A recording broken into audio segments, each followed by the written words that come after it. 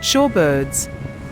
To many people, the term conjures up the ocean coast with flocks of small birds running about.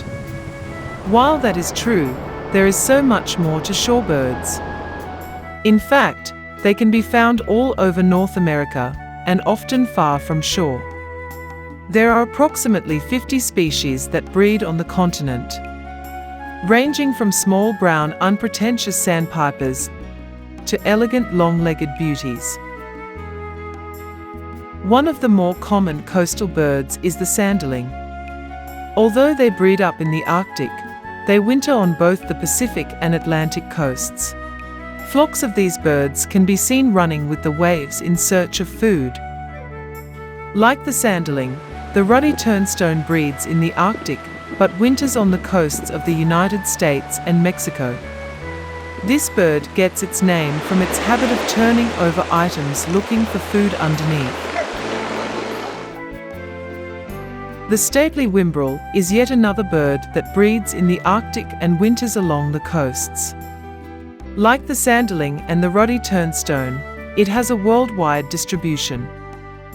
But not all of these coastal beach birds breed in the Arctic. For example, the snowy plover nests on the Pacific coast beaches and the salt-encrusted mud flats of inland lakes. They rely on their camouflage to blend into their surroundings.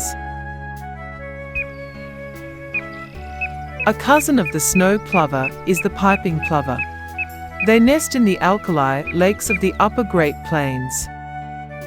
Some birds also nest on the sandbars of the Missouri River. Both the snowy and piping plovers are considered endangered.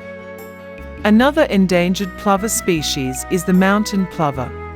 However, the name is a misnomer as it occurs in the high plains, not the mountains. The upland sandpiper, also called the upland plover, is another shorebird that is not found near water, but rather in the grasslands of central North America. It is known in part for its calls. North America's largest shorebird, the long-billed curlew, also breeds in upland areas of western North America. Its long bill is used for picking up insects in its grassland summer home and for probing in the mud in its winter coastal home. Whereas the curlew has a downward-pointing bill, the marbled godwit has a long upward-pointing bill. It too breeds in the grasslands of North America, but winters along the ocean. Perhaps North America's most striking shorebird is the American avocet. Rather than use their long bill to probe, they swipe it back and forth, filtering food out of the shallow water.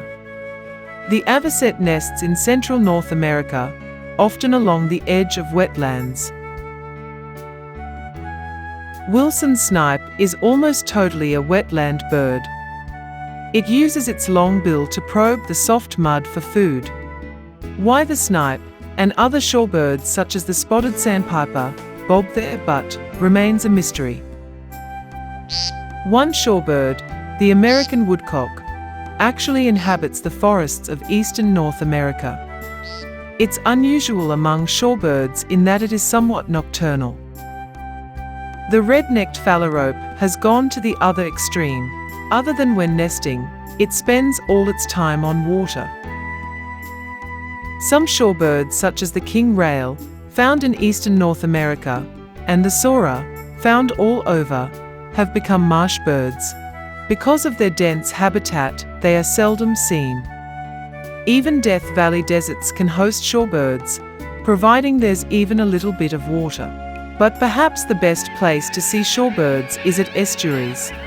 That is where they often reach their greatest concentrations, as estuaries are critical overwintering habitat for many species.